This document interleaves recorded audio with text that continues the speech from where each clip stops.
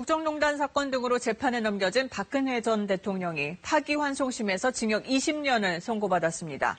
강요 혐의 대부분에 대해 무죄가 선고되면서 앞서 받은 징역 30년보다 10년이 줄었습니다. 최유경 기자가 보도합니다.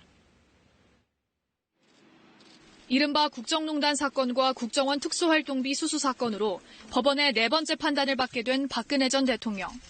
서울고법은 박 전 대통령의 파기환송심에서 징역 20년을 선고했습니다. 앞서 대법원은 대통령 재직 당시 뇌물죄에 대해선 공직선거법에 따라 별도로 선고해달라며 사건을 돌려보냈습니다.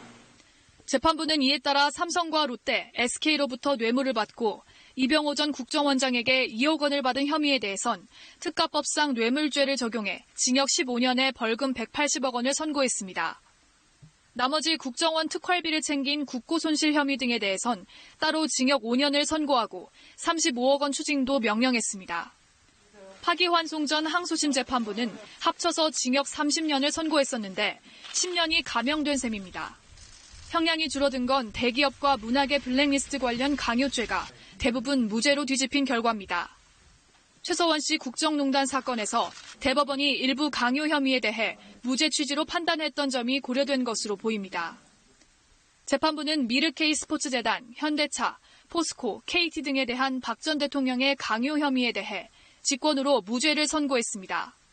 노태강 당시 문체부 체육국장 등에게 사직을 요구하고 영화와 도서 관련 지원을 배제한 강요 혐의도 무죄 판단이 내려졌습니다.